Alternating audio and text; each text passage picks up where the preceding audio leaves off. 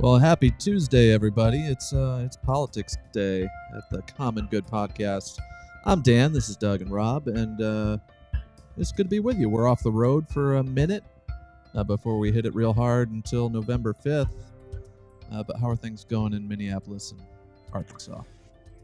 Well, it's a short minute being off the road, and I've got a real case of the yawnies this morning. You ever get that where you just, you're a little tired, but all of a sudden you're just like coming in there. I sometimes, the YouTube's little bit, it'll pull just some screenshot if it's me in half yawn, trying to keep my mouth quiet or keep my mouth shut. But it's going to be a beautiful day in Minneapolis. Fall is really good in September. I mean, we're full into fall in Minneapolis in September, and it's just going to be one of those great days. Yesterday, 72, sunny. Today, a little overcast, but the sun's going to come through, and it's going to be 75 and then 80 tomorrow. Just so lovely. And when you think Minneapolis, you think the best weather in the country. Do you? Not sure. Not sure that's what I think. Yeah. It is here somewhere outside of Fayetteville, Arkansas. It is really lovely as well. Heat has finally broken. It's in the low 70s. It feels like fall. We had like fake fall like a week or two ago where it got cool, and then this last week it got hot again. Yeah. We are feeling good, and it's birthday season here in Arkansas. I don't know if you know this, but Friday was my last child turned 10. And today, my eldest child turns 25, which is just crazy. I've been a father for 25 years, quarter century. Wow. So, yeah. Quarter century, congratulations. Yeah, it's birthday. I mean, I did very little work to make any of that happen. Yeah, that's how I feel about my own birthday. That's where I started taking credit for things women did. That's amazing. My first birthday party. Hey, speaking of which, that reminds me. Did you see the new Lincoln Project ad? No. Sam Elliott narrating, and I thought that was not real. No, it was real. Because I thought Sam Elliott died. Is that a different actor that died? No, I don't think he's dead. Yeah, but it ends with the idea of like, be a man, it's time to vote for a woman. Yeah. Oh. Yeah, really like leaning into that like muscular, rugged masculinity. Yes, love it. Needs to be secure enough to vote for Kamala Harris. Yeah, really good ad. Really, really good ad. Excellent. Almost texted it to you guys, but listen, we got some stuff to talk about. I mean, since we have last been here, and I mean, we have a pretty steady text stream. We have a couple of different text streams. One of them has to do with business and work, with our work with Vote Common Good. One of them and they include various people. The one with just the three of us is pretty much our daily Wordle results. Which today, let me tell you, I'm a morning Wordle person, and you both are evening Wordle persons. Today, Wordle angered me. I saw that, and so that made me get started. But I'm 3 guesses in, and still. Yeah. Was it not a real word? Like, is it a word? It was a real word. I was angry that I didn't think of it, and I was angry that I had that classic like thing down the sides with the with the center. So anyways, we're in a variety of text threads. We've got one that is mostly political memes and that kind of thing. I don't think in any of our text threads did we have a conversation, a reaction to oh my goodness, can you believe this is happening, to the second assassination attempt on Donald Trump. Yeah, we haven't even talked about that. I heard no ears were harmed, and I thought maybe this isn't a big deal. Did I underplay it? I mean, a man has been arrested who had a manifesto about how he wanted to kill Donald Trump. He was arrested like hiding at the golf course. Yeah. At the golf course where Donald Trump is known to golf. Yeah. And, like shocking Yeah. that it Yeah, barely. Secret Service I did saw the news. I was sitting on the back porch. Maybe it was Saturday. I don't even know when it was. Yeah. I saw the news. I think I was watching some college football. Vanessa was maybe working in the garage, and I did not even get up and go tell Vanessa, hey, like they just arrested a man. There's shots fired around Donald Trump again. It's just Yeah. like what in the world? Well, I think in this case, because the man didn't shoot any shots, Secret Service shot at the man. Yes. And so it was, and Donald Trump wasn't on the hole yet. So no gun was pointed at. So I'm not saying the man's did not intend to assassinate the president, former president. He did. The court filings yesterday have a piece of paper from him that he had written from a few months ago, describing what he was attempting to do, and then offering a bounty for other people who could fulfill that purpose, which makes no sense. But he was trying to kill or harm the president. There's no doubt. But I think the fact that it was stopped before any of that happened is one of the things that makes people be like, okay, well, the Secret Service did its job. And maybe it was a little closer than we would want. But, Donald Trump needs to drop out of the race and stop putting the American people through this. He just needs to put America first and stop making all of us worry about this, being the person who people who supported his candidacy and voted for him in 2016 want him dead. This is just a real sign that he's got to get out of the race. He's making it unsafe for everybody. It's time for Donald Trump to drop out. And it's just wild the level to which we've been desensitized to it. Like, this is the second time. Now it's like it was barely news for a day and a half, Yep. Normalized. Donald Trump has normalized assassination attempts. And what's frustrating to me is I am all for bringing down the rhetoric. I even get comfortable with some of the slogans about fighting. It's clearly metaphor. When we fight, we win. It's not talking about fist fights. It's talking about policies and voting. Yeah. But even that language, I'm like, let's just take a break from even that. Yep. Let's talk about revolution language. Yeah. Mm-hmm. Enemies. Yeah, enemies. These people on the other side of the political spectrum are not our enemies. They're our neighbors. And we need to cut that out. But the people that use the most vitriolic language, Donald Trump and J.D. Vance, are now trying to come out and say, well, Trump isn't even trying to say it, but J.D. Vance is trying to say, hey, we need to tone things down. And I forget if I... Yeah, J.D. Vance is saying, let's cut this language, especially we shouldn't say that our political opponents are fascists. And I don't know if you guys saw this super cut someone put together. J.D. Vance saying exactly that. We should stop calling our political opponents fascists. And then a cut of Donald Trump calling everyone fascist, communists, just long string of insults and inflammatory stuff. So it's like, one side is willing to do the work, the other seems... And I am not wanting to downplay this at all. It's a big deal. But let's also recognize America has had a long history of people using terroristic violence to accomplish its political means internally in the country. Mm-hmm. Yeah. Most of those have been undertaken by the most right-wing extreme groups. You can think more modern times of the attack on the U.S. Capitol, or Waco, Texas, or Ruby Ridge, or Waco, or Timothy McVeigh. Like there's many a time where political violence has been the choice. The FBI says that the number one threat in the United States is from right-wing extremist groups. That's the group. So this is a long part of our country. There's been assassinations and attempts. I've been surprised that we didn't hear much about that during the Obama years. We didn't hear much about it during Trump's presidency, and hardly anything during Biden's presidency. And I don't know if this is just a tact that Secret Service has, that when they're vetting out people who they know are a threat to any sitting elected official, but especially the president, that they're not talking about it.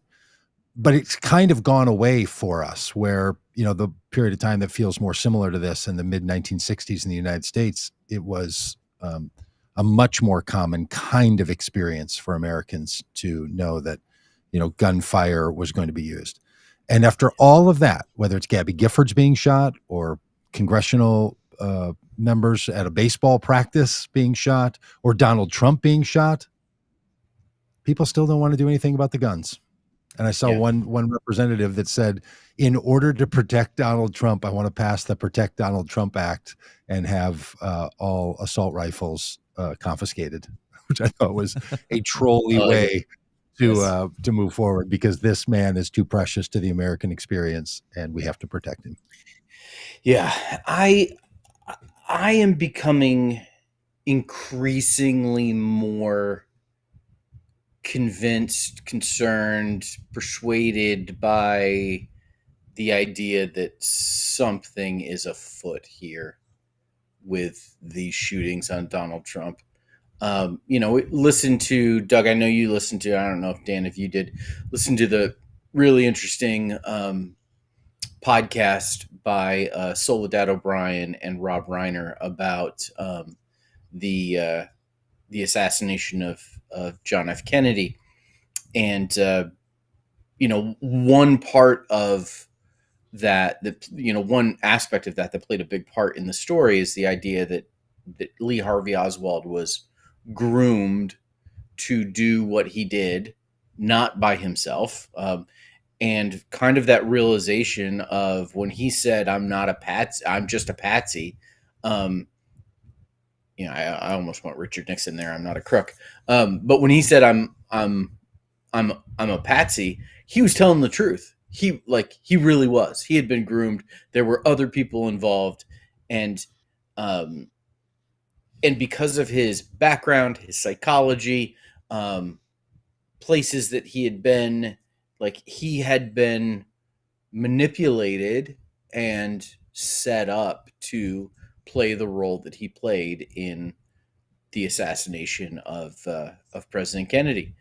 When I think about that, and I think about the kid in Butler, Pennsylvania, and this guy in Florida, I just have this sense that these are people who their psychological profile, the things that they care about, the things that they're doing, I just have this sense that they are Lee Harvey Oswald-esque in that I think they've been manipulated. I think they've been groomed. I don't think they are lone wolves. And I'm not saying it's all staged, though that wouldn't surprise. Listen, have you seen this great show Chimp Crazy on HBO on Max? Mm-mm. Did you watch Tiger King? Yeah. No. Oh, Doug, you missed out. So this is what did you even do during the pandemic? I don't know. I just can't make entertainment out of mentally ill people's struggles. Yeah. So Chimp Crazy is a new docuseries on Max. I think it's 4 episodes. It's by the guy who made Tiger King.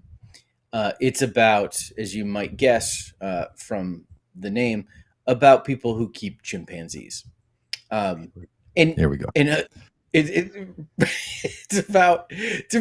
I mean, one of the things that I noticed is that it seemed like it was almost exclusively women who keep chimpanzees, and basically from one of the things that I learned, and there were several things that I learned, or just kind of had confirmed about the realities of life. Chimpanzees super cute, as babies, and really fun, and then they grow up and they're they're fun actors and they interact with people and you can have them in movies and blah blah blah and all that, and then they get older and they get I think maybe we all have gotten increasingly so, they become kind of grouchy old men. And they rip your face. And they rip your face off. Yes. Yeah.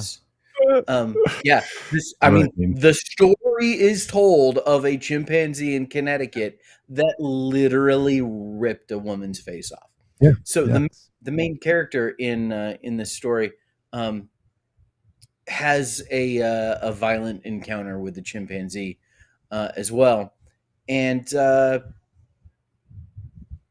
it ripped part of her ear off. And Hit the it's I see where teleprompter. you're going here. and you know what? Her ripped off ear is ripped off. Didn't heal. Didn't miraculously regenerate. Like, didn't have like a bandage on it for a week and then like, oh, okay, everything's fine now. Did she have a little My Pillow on there though? That could have done the trick. Maybe that's. I'm just or whatever it was. That all I'm saying is I saw a legitimate ear injury, Mm-hmm. and it doesn't look like a normal ear. Yeah. And so I'm not saying all this stuff is staged. I'm saying I'm becoming increasingly suspicious. So the next time, later, like we have in the past, when we start to, have a few drinks on the bus when we're traveling around the country, none of us driving, of course, and we begin to talk about conspiracy theories, which I think we did once. Donald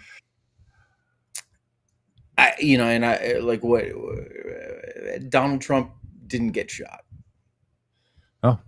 And this could be the new conspiracy theory that we all agree on. Your idea is that the Trump people are behind this to try to make him look like people are trying to harm him, and they're setting up people who, like a guy was shot to death to yes, make it. That's the idea here. Yes, I think it's not the deep state. It's not the quote unquote deep state coming after Donald Trump. It's Donald Trump's own people. It's Donald Trump's own people. I think I'm going to stick for now just with mentally imbalanced people that have been told that they can get their hands on a weapon and they want to assassinate people. I'm just going to stick with that you're one. Go all Occam's razor on me here. Sometimes the likely thing. Is the thing. Yeah, because look, the Secret Service would not tolerate any of this. They would have anyway. They let him stand up. They let him stand up and raise his fist in Pennsylvania. Yeah. And he's going back to Butler. Did you see this? Yeah, he's going back to Butler. Yeah, which I think is brilliant, by the way. I think it's politically speaking. A couple weeks ago, a guy was arrested, had his hearing yesterday. They're still trying to figure out what to charge him with and what to keep him on. So that's all underway. This guy's never going to, he's not going to be free for a very long time. And he'll probably be put in a care facility of some kind, like other people that have attempted assassination attempts on the president. Because as much as, violence is so typical and gun violence is so common in the United States and political gun violence, you still are a little out of your mind when you decide to lay in bushes for 15 hours in order to assassinate a presidential candidate and a former president of the United States. So I think this guy's going away, and likely will not hear too much. I was surprised they released his letter that he had written and shared that in public records, because that's the kind of thing that could fuel other people. They typically don't do that kind of thing. And I've been proud of the Harris campaign. I thought they handled it well. They want to bring an end to violence. They want to stop it, and they also don't want to let this become the thing that everyone's talking about, because Donald Trump is changing none of his behavior around this. He's speaking horrible things. He just yesterday said that the Haitian community that's in Springfield, Ohio, we have to get them the hell out because they're ruining the heritage of these towns. These people are in the country legally. These are legal members of the United States of America, even though they're not yet full citizens. Mm-hmm. They're allowed to be here. They have all the protections and the rights of everyone else. And Donald Trump is saying they need to get the hell out. And then the crowd in Indiana, Pennsylvania, very confusing town name, starts chanting, send them back, send them back. It's outrageous. Well, did you hear J.D. Vance responding to this? A reporter said, most of these Haitians are here legally. They applied for this parole system. We put these visas in place. There's a certain number each month, etc. It's a legal process. And he says, J.D. Vance says, well, Kamala Harris and Joe Biden didn't actually have the right to do it, so it's an illegal parole system. Yes. And so they are here illegally because I say that shouldn't be the law. It's just this insane, like, that's not how laws work. That's not how visas work. That's right. But they're just saying, no, we're right in saying that they're here illegally because we think they should be illegal. Because, look, here's the thing, and I know my Trump friends push back on this all the time. To that MAGA crowd, there is not a distinction between the legal status in the country and illegal status. They don't want them here.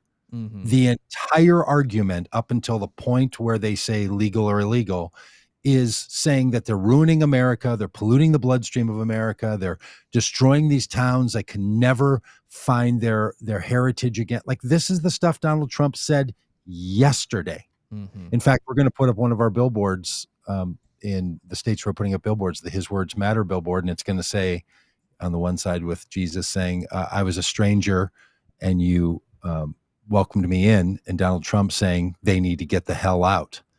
And yesterday, like, he is in the last 40 days before a campaign rallying up a group of people in Pennsylvania to get them to chant, send them back.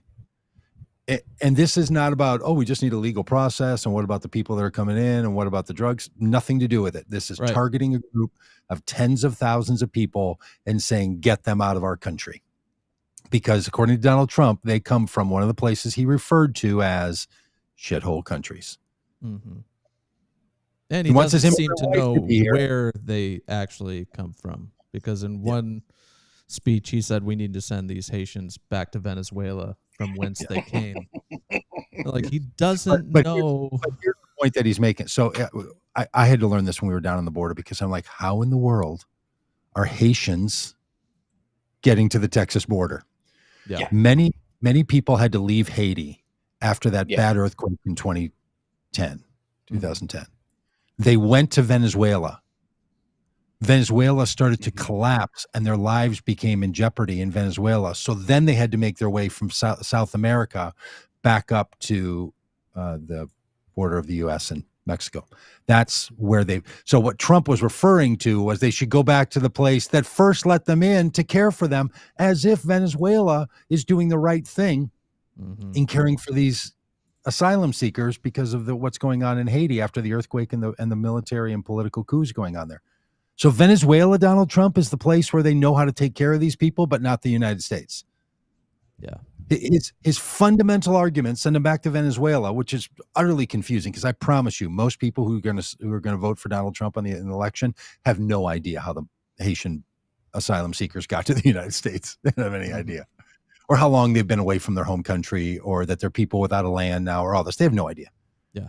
So they're confused. And then Donald Trump basically is saying, well, Venezuela should take care of them. It's just amazing that he thinks Venezuela is the kind of country that should care for these, not the United States of America. The man just fundamentally doesn't understand America. Mm-hmm. Did you see when he walked in that restaurant, was talking to the workers? No. And he said to him, how's work going here? Hey, we need, and he ordered a bunch of stuff. We need 42 things of this, and we need a bunch of these things. And we're going to take care of these people's bills in line here. We're going to do it. And then he looked at the workers and he said, how's it doing? Are y'all making a lot of money? His question to workers at a fast food restaurant, are you making a lot of money? Okay, first of all, in the Bidenomics economy, they're not supposed to be making any money or have any jobs.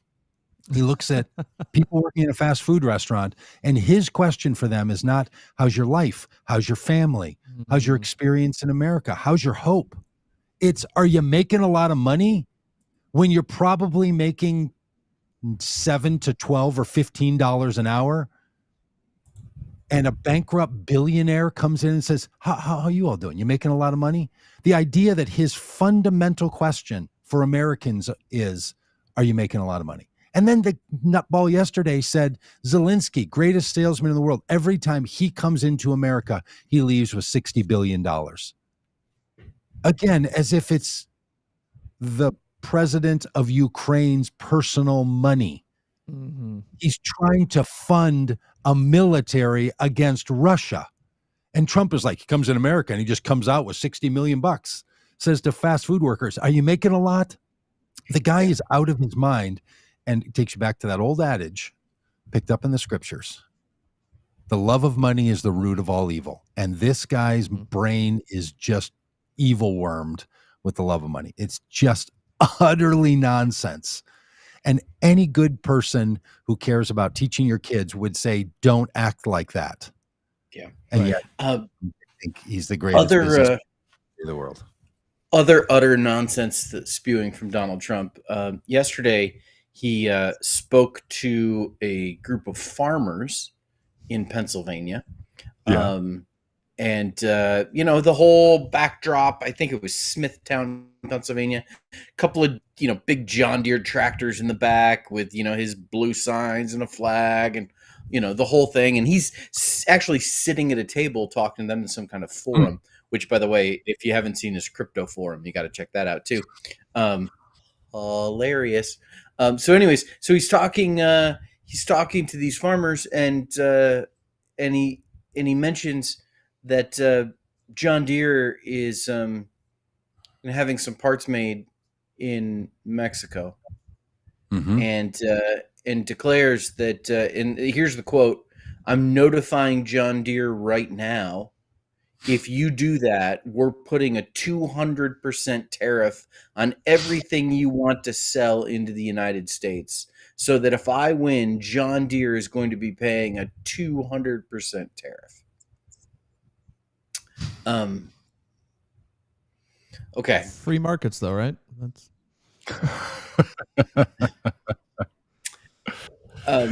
okay. Let's. Rob. Yeah. So, and I have two things I want to say about this. First of all, is what Donald Trump has just told farmers in Pennsylvania is that the price of John Deere tractors is about to go up by 200%. Yeah. What happens is, listen, Doug, you were talking about fast food workers. What's the argument against raising the minimum wage? It's going to make things too expensive for the owners of the restaurants if their employee costs go up. Yeah. And what will happen? They will pass it on to the consumer. And so if we don't want to pay a worker $15 an hour to work at McDonald's because we don't want a $87 cheeseburger like they have in Europe. This is the ridiculousness you hear because the price gets passed on, the cost gets passed on to the consumer. Yes. The same thing works. This is how tariffs work as well. If you raise the tariff 200% on John Deere product, if they move their production to Mexico, then it's going to be passed on to the consumer. Or it's gonna put them out of business, right? Because they wouldn't be, the consumers couldn't pay it, and that would be the end of it. So he's threatening a company that he will put them out of business. Yes. John Deere. That's John Deere of the heartland. While he's talking John to Deere. farmers. Listen, if we were to sit down and say, okay, let's make a list of the 10 quintessentially American brands. Yes. Anheuser-Busch, Levi's, Coca-Cola, Apple. John Deere might make the list. Yeah, for sure. Totally. And with the right group of people. Yeah. Ford. What's wild is anytime the Biden administration incentivizes solar energy or wants to make computer chips in America instead of abroad, Republicans get up in arms about this. But then when Trump says something ridiculous like this, he's not picking winners and losers. He's not going against the free market. He's somehow a shrewd businessman making deals. But, and this is the thing that makes my head want to explode.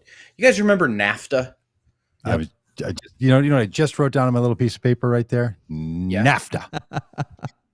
NAFTA, the North American Free Trade Agreement, was an agreement between the countries of North America. For those of you who might not know, Canada, the United States, Mexico. NAFTA. People have had all sorts of different opinions about it. Donald Trump campaigned against NAFTA, and in January of 2022, he signed into law a replacement agreement to NAFTA. NAFTA is no longer the agreement that is in place between the three countries of North America. It has been replaced by what's called USMCA, United States, Mexico, Canada, very cleverly named. I just want to read you a sentence. The United States-Mexico-Canada Agreement, signed by Trump in January 2020, a replacement for the North American Free Trade Agreement, NAFTA, prohibits the leverage of tariffs on a range of goods, allowing companies to manufacture in Mexico and Canada and export back to the U.S. without high costs. Donald Trump is threatening John Deere with a 200% tariff if they produce their tractors, then the parts for their tractors in Mexico. The law he signed into place prohibits that very thing. Trump versus Trump. Trump versus Trump.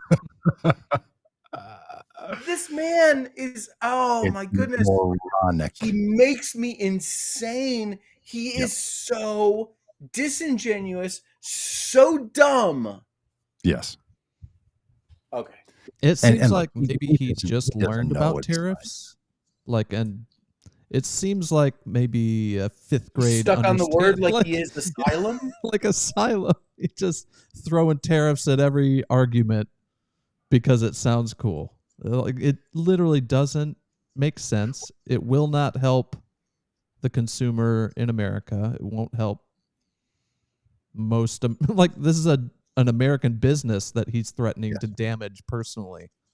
But he can't because he already prevented himself from doing it. Law that prevents him from doing the very thing he's threatening to do. And this is the fundamental problem with taking a business mindset and applying it to government, because competitors in business, they're up for this kind of stuff all the time. If you can get your competitor to have to pay a higher tax rate to bring their product that they've created in a country outside the United States into the United States, they think it levels the playing field if they're going to create it in the United States, right? This is the idea behind tariffs. If you're going to try to save a bunch of money by using employees in Mexico or Bangladesh or Vietnam, you're going to pay more money to import that product into the United States to make it more level so the United States can compete, right? This is the general idea of a tariff.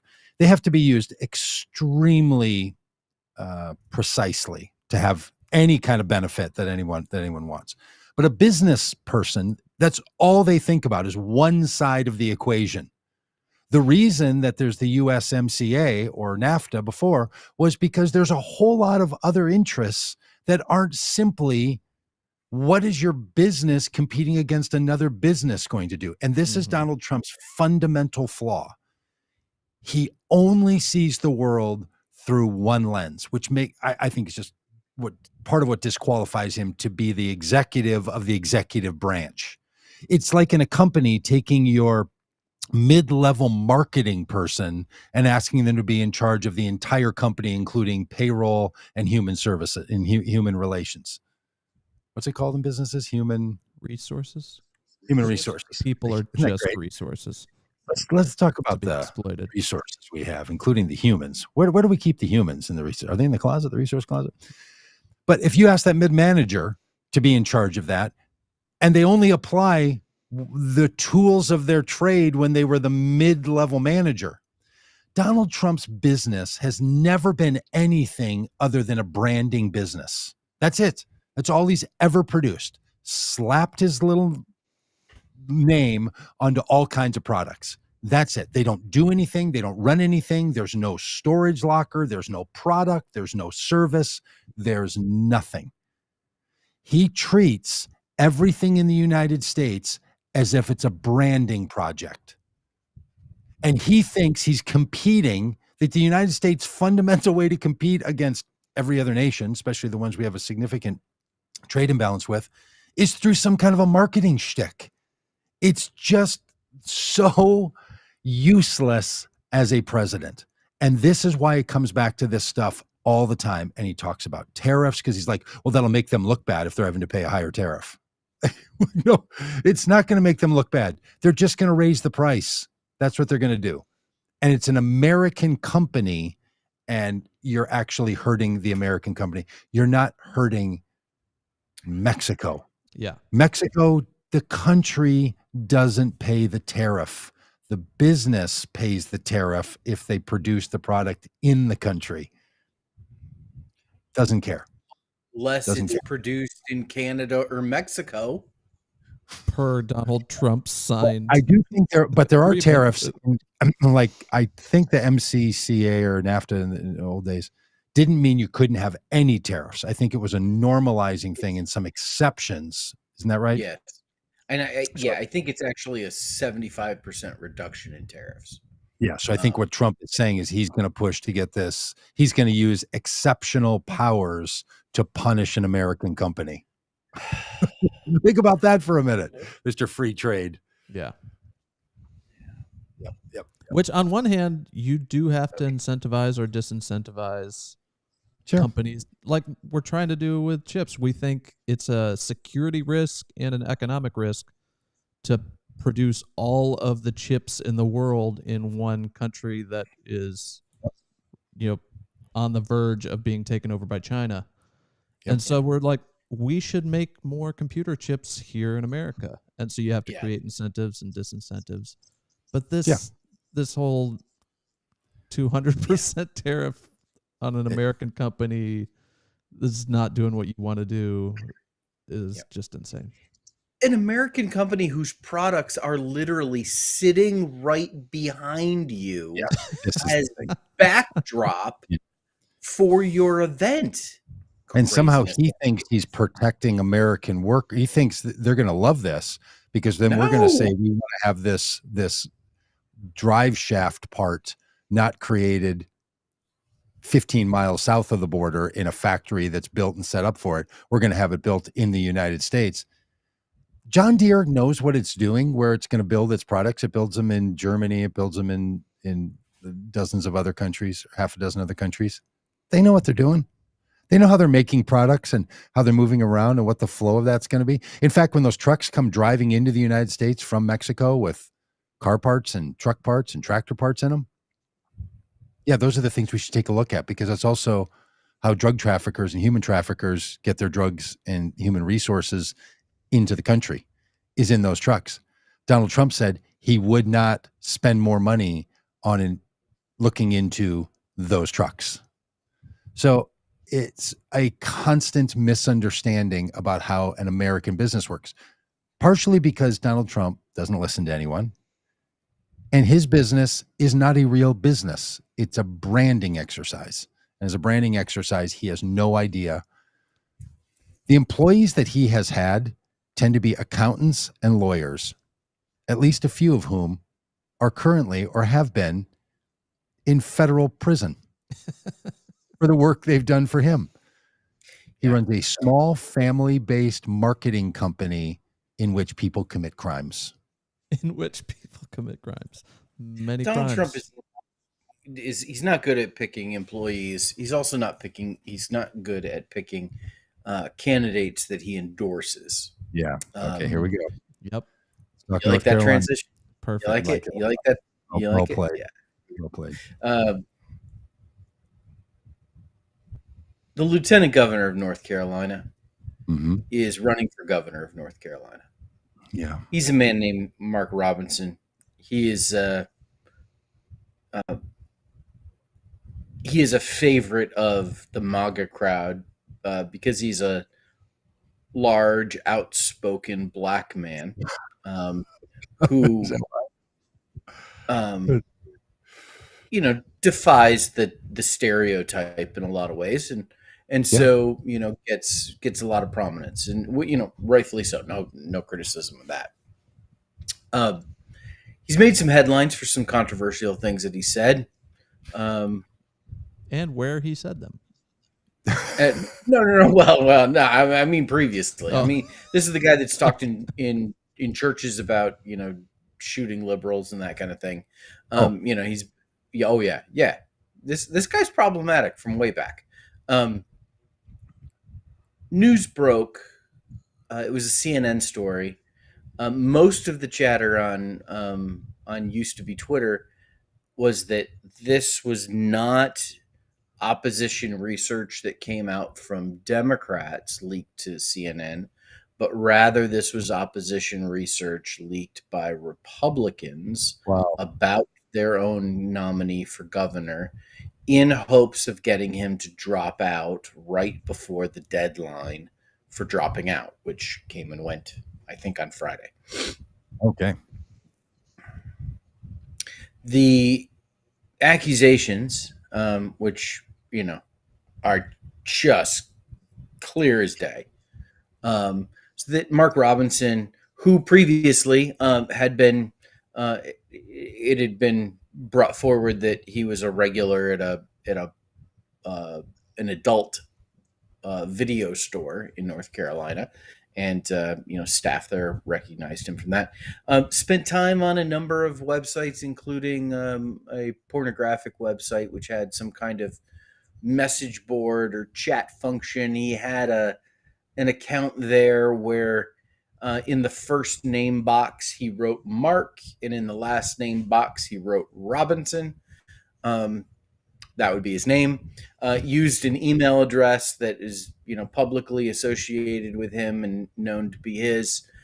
Used a username. Do you have a go-to username, like the anonymous username? Ryerse.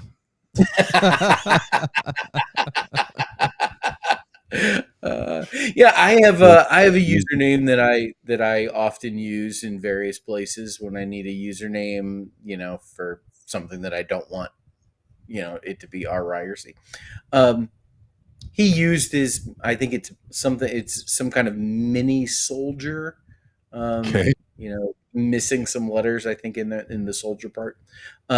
Is his username. They use across a variety of websites, very easily confirmable that this is his account. It was him. Mm-hmm. It was him. CNN reported that from this account, Mark Robinson, the Trump-endorsed lieutenant governor of North Carolina, running for governor of North Carolina, the Republican nominee, referred to himself as a black Nazi. Yes.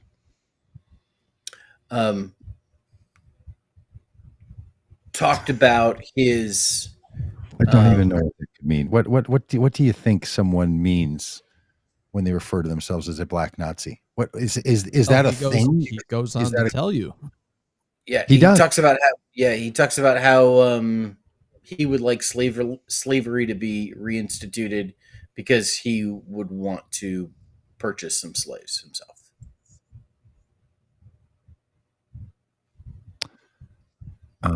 With Bitcoin?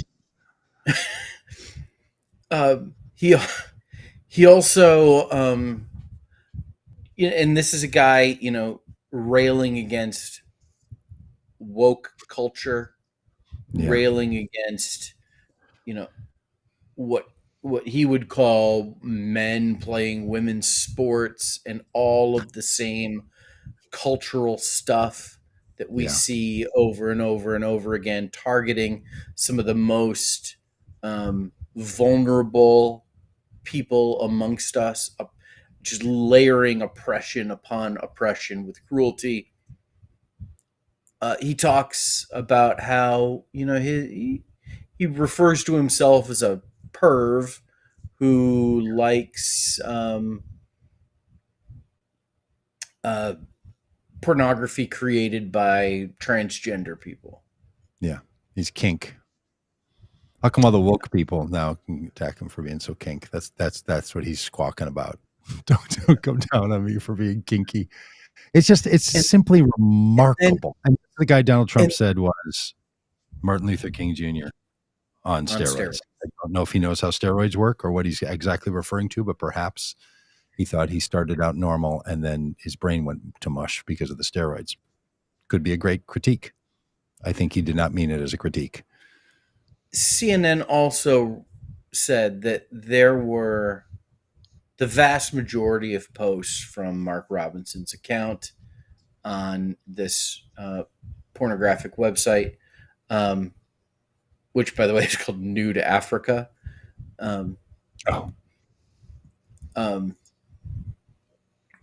They couldn't print them. They couldn't because they were so vile, so crass, so obscene. They couldn't print them. His account was also found on Ashley Madison, the account or the website that I don't know if it still exists or not, for people that want to cheat on their wives. Mark Robinson has dug his heels in. Did not drop out of the race. He's in it. He said it's not him. That's his argument. His argument is, I didn't write those things. His argument isn't you didn't understand me or I made a mistake or something. It's I didn't do it. It's simply incredible. Because he did.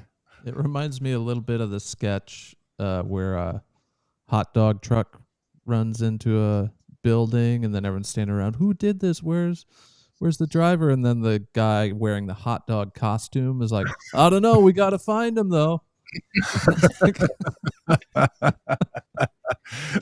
Oh, that's great. Yeah, and JD Vance, the guy named Mark Robinson. You believe Mark Robinson when he said it wasn't him, and JD Vance was like, I don't believe him, and I don't not believe him. I just think these things come out, in the end, and it's up to him to decide if he's going to be in the race or not.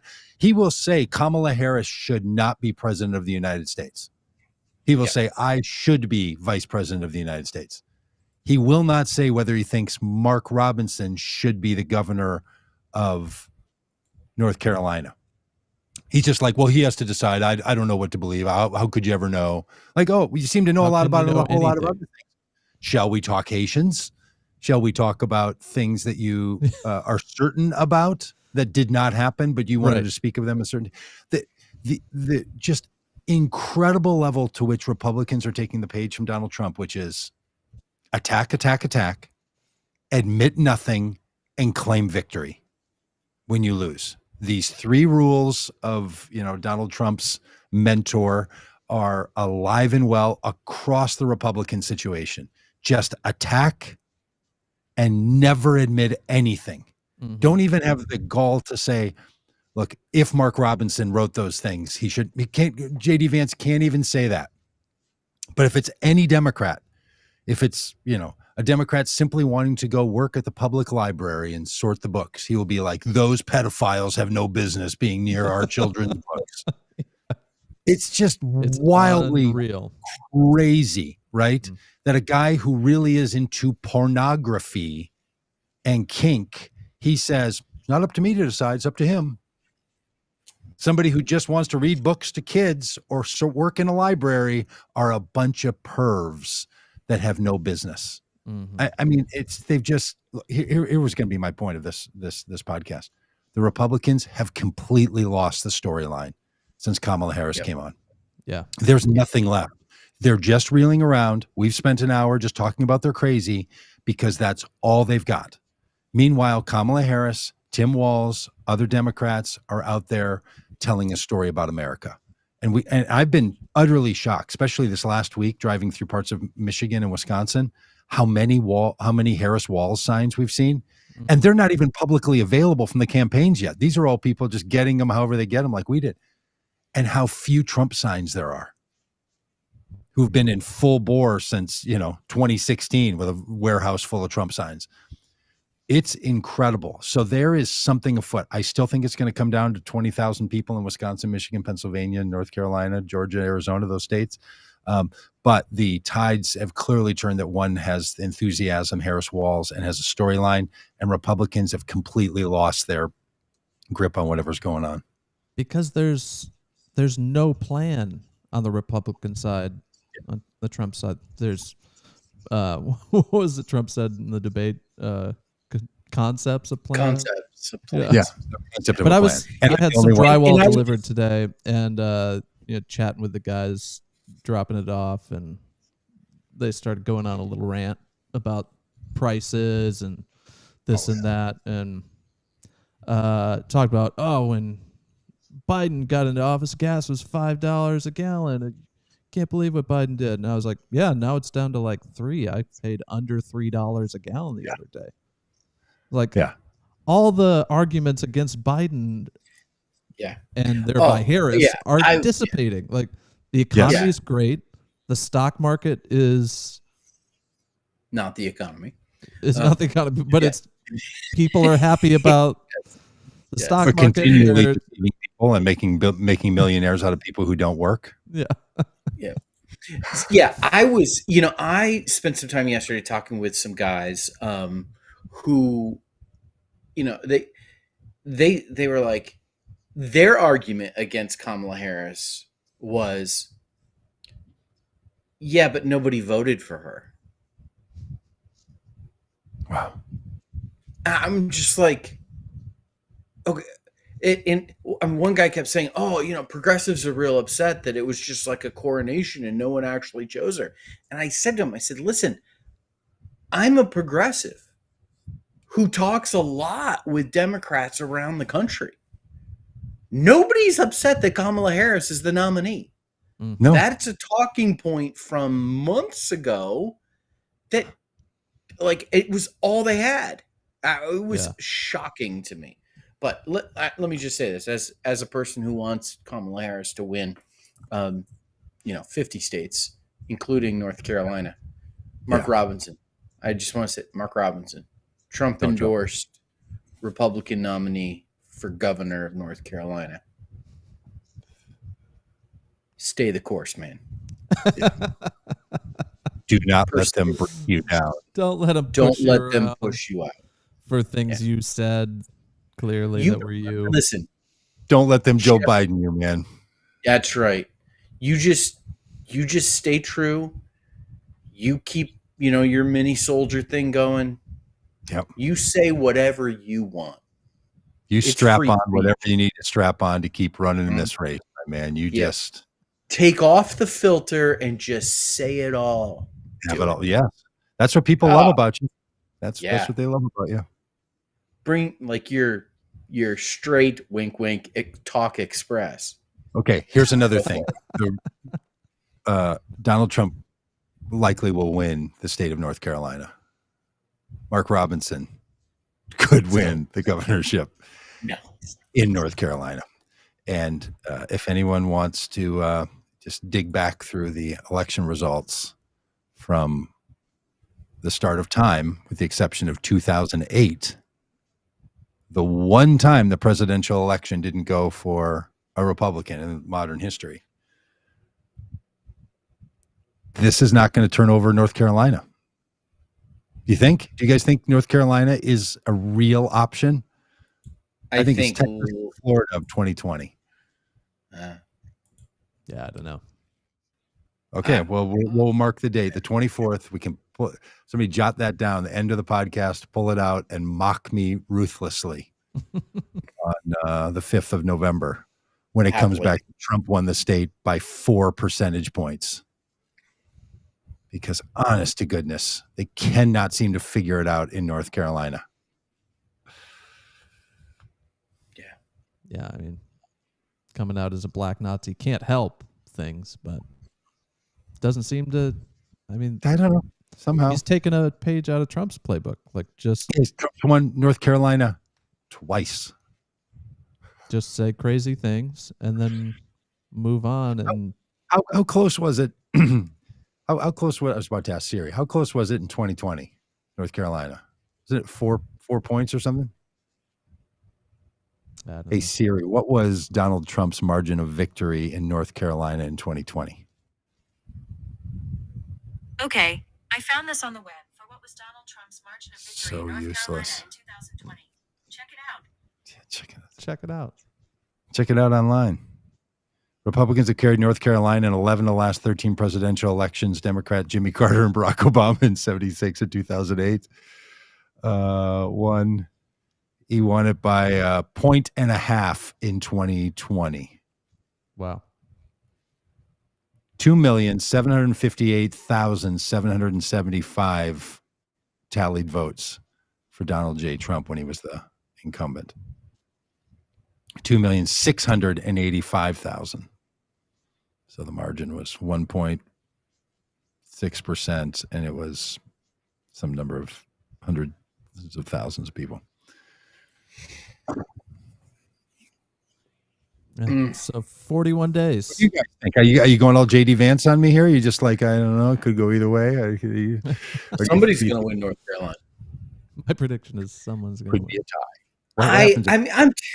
I'm terrible at predictions. So, Don't let that stop. I want to believe that something's happening, and there's a shift taking place. What it is ain't exactly clear. I was just going to say. Yeah. Something's happening here. Okay.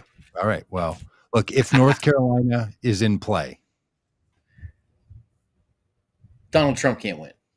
then we're going to be okay. Yeah, totally. I'm going to behave as if it is not in play. Yeah, I was going to say. Oh, yeah, we need to behave like it's not in play. 100%. What's our blue wall looking like currently? How's Michigan, Wisconsin, Pennsylvania? What are we feeling like? Polls out of Wisconsin don't look great. Nope. And depending on the polls out of Michigan, doesn't look great. I'm telling you, it's insane that the argument still has to be made and mobilization has to happen. Now, if the Biden team that was putting together a great ground game is going to pay off, if Kamala Harris's very smart campaign they've been running so far and her electric personality and attractive countenance can pull over some voters that wouldn't otherwise have been in there, and then her policy positions and her way of being is attractive, maybe the polls are underplaying. But the snapshot in time had Joe Biden up by way more votes in way higher percentage in those states at this point in 2020, and he squeaked them out by tens of thousands in Wisconsin and Pennsylvania, and by roughly 100,000 in Michigan. So it's But then again, the enthusiasm is up. The signs are out. There seems to be something afoot. But that's why, this idea that I hear people literally talking about Florida, North Carolina, Texas. Yeah, this can't become another Hillary Clinton situation where they just give up and decide to coast in the swing states instead of doing in the work. Yeah, and Irma makes a good point. Hi to all the people in the chat, by the way. We are watching these. Not everybody takes part in polls. Yes, that's true, but they factor all that in. And you're not, again, as we've said, polls do not tell you about future behavior. They barely tell you about present day behavior. They tell you the answer people give to certain questions. That's what they tell you, right? Even if they ask you, would you vote or who do you approve of? Doesn't mean someone would actually do that on this day when it really came down to it. But it does give them an answer to the questions. And when they compare those answers to previous times where people answer those questions, and they do have behavior models that come out of that, that's what they're doing. They're comparing the responses from people and how similar or dissimilar they are to the behaviors. And they're having to predict. And predicting future human behavior is extraordinarily difficult. It's why we have elections. The old joke is there's one poll that matters, and that's the poll on election day. Like, that's the one where you actually poll people at a polling place. And you find out who's a likely voter and who's a for sure voter and all the rest of it. And that's what's caused Donald Trump to win in 2016 against the odds. And it's what caused him to be so much closer in 2020 is more people who the models did not think would turn out to vote did. And less people that models said would turn out to vote in 2016 did not. So where are we on this? We don't know. But if the only thing you've got is polling and then personal experience looks to me like in the little places we're running around, far less enthusiasm for Trump and a whole lot for Kamala Harris. But is that just people being loud and encouraged, or is that more people?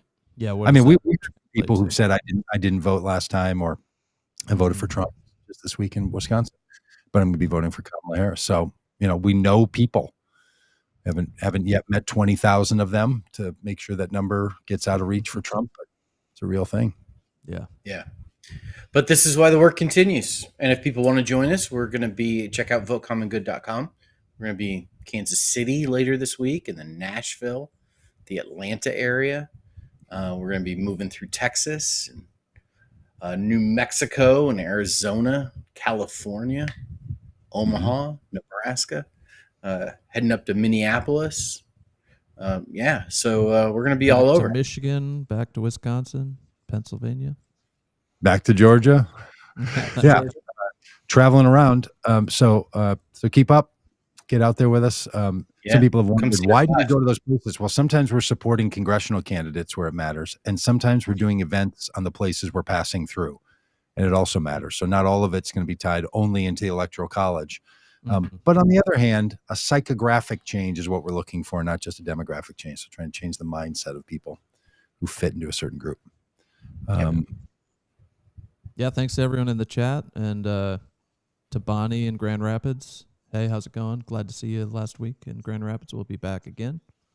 And all the other listeners.